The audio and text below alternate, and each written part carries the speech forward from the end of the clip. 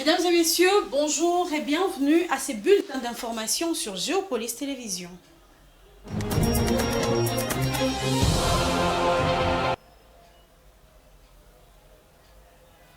La RDC réfute catégoriquement les allégations portées sur l'ONG Human Rights Watch dénonçant les violations de droits humains et la répression à l'encontre de l'opposition politique. Le gouvernement répond en insistant sur le fait que les agents de l'ordre agissent pour préserver la sécurité des citoyens et à prévenir toute manifestation de violence.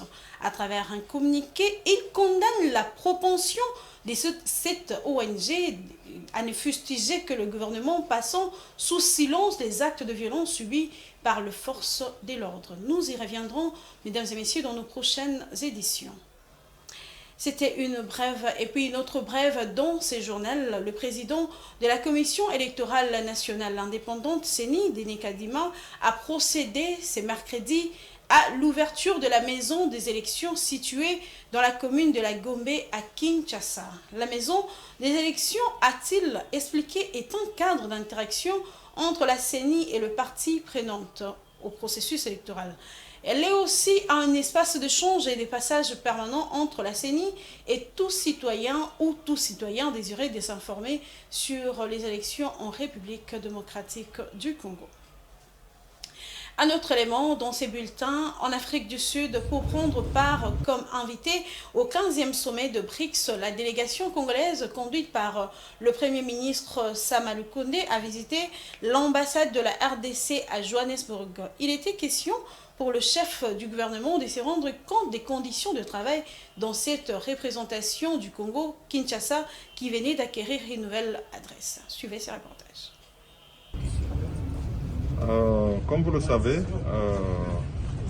Son Excellence Monsieur le Président de la République, M. Félix Antoine Tshisekedi Tshilombo, a bien voulu nous mandater pour le représenter ici au sommet du BRICS, après une invitation formelle qui a été adressée à la République démocratique du Congo. Et donc, comme pays invité, nous avons voulu venir représenter par moi-même, sous mandat du Président de la République, mais aussi avec les ministres sectoriels avec lesquels nous faisons le suivi sur ces questions économiques, notamment le ministère des Affaires étrangères, mais aussi le ministère des Finances ainsi que le ministère de l'Industrie.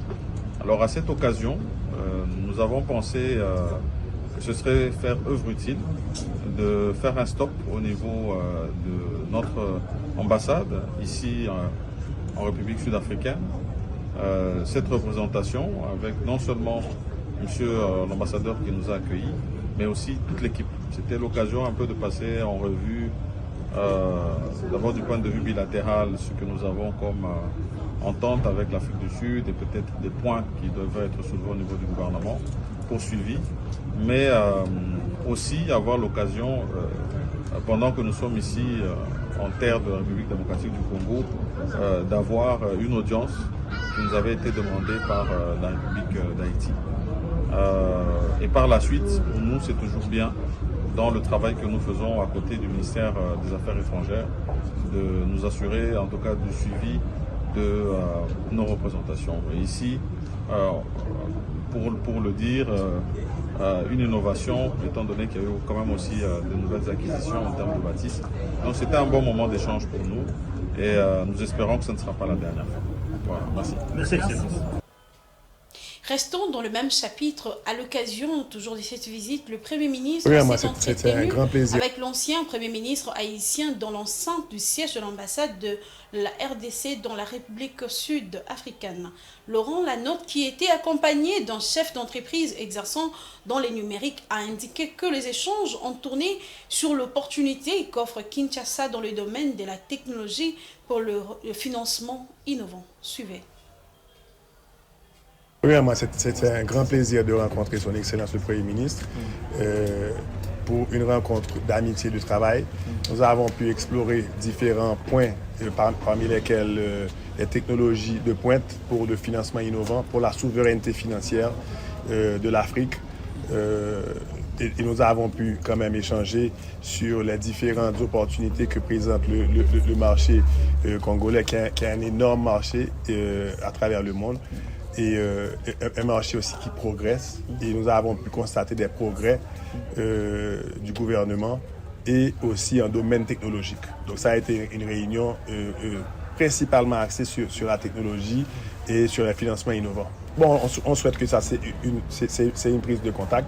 Donc là, nous allons rester en contact et nous allons échanger pour que le Congo puisse bénéficier de cette technologie de pointe et surtout dans le domaine de la souveraineté financière et du financement innovant. Parce qu'il est temps que nos pays, que les pays d'Afrique, les pays en voie de développement, que nos pays aient leurs propres moyens de financer leur développement.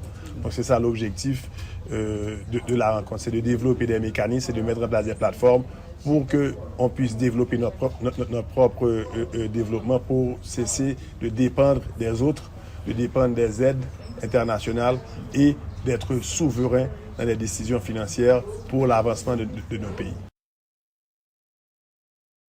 International, le coût de ces projets de lignes ferroviaires est estimé à 13,8 milliards de dollars. Cette ligne ferroviaire fait partie du corridor de transport Lamou-Port Sud-Soudan, Éthiopie, d'un projet d'infrastructure de grande envergure qui prévoit de relier les trois pays par une voie ferrée, une autoroute, un oléoduc, un câble de fibre optique et une centrale électrique. Le chemin de fer qui s'étendra à terme sur une longueur de 3000 km devrait relier le port de Lamou, la ville kenyane d'Isiolo, où il se divisera en 3 segments vers Addis Abeba, Juba et Nairobi. Suivez. Ce projet de ligne ferroviaire est estimé à 13,8 milliards de dollars américains. Et cette ligne ferroviaire fait partie du corridor de transport Lamou, Poste Sud-Soudan, Éthiopie, un projet d'infrastructure de grande envergure qui prévoit de relier les trois pays par une voie ferrée, une autoroute, un oléoduc, un câble de fibre optique et une centrale électrique. Le chemin de fer qui s'étendra à terme sur une longueur de 3000 km devrait relier le port de Lamou à la ville kenyane d'Isiolo, où il se divisera en 3 segments vers Addis Abeba, Juba et Nairobi. Avec un taux de rentabilité interne supérieure à 12%, la ligne ferroviaire est jugée viable selon les autorités kenyanes, indiquant que le Kenya est en train de mobiliser 9 millions de dollars américains auprès du fonds dédié aux infrastructures de l'Union africaine pour financer des études de faisabilité et d'ingénierie détaillée. Conçu en 1972, soit 9 ans après l'indépendance du Kenya, le corridor de transport est longtemps resté au placard en raison notamment du manque d'intérêt des investisseurs étrangers. En 2008, le projet a été remis à l'ordre du jour par le président Kibaki et inclut dans la vision 2030 un plan de développement à long terme visant à transformer le Kenya en une économie industrialisée. À ce jour, le Kenya a achevé 3 de 32 postes d'amarrage, port de Lamou, un aéroport et une autoroute reliant Isiolo à la ville frontalière éthiopienne de Moyale. Les corridors de transport Lamou-Port Sud-Soudan, Éthiopie devraient promouvoir le Kenya en tant que plaque tournante logistique dans la région de l'Afrique de l'Est. Il contribuera ainsi également à réduire la dépendance de l'Éthiopie à l'égard des ports érythréens d'Assab et de Massawa sur la mer Rouge, ainsi que de Djibouti, tout en offrant au Soudan du Sud une alternative à Port-Soudan. Les extensions du chemin de fer vers le capitale éthiopienne et kenyane devraient être achevées en 2030, alors que la liaison avec le Soudan du Sud devrait être opérationnelle en 2040. Ainsi prend fin ce bulletin d'information sur Géopolis Télévision. Mesdames et messieurs, merci de l'avoir suivi. Nous vous donnons rendez-vous à 19h30 pour la grande édition du journal qui vous sera présentée par Fiston Oleko. D'ici là, portez-vous bien. Au revoir.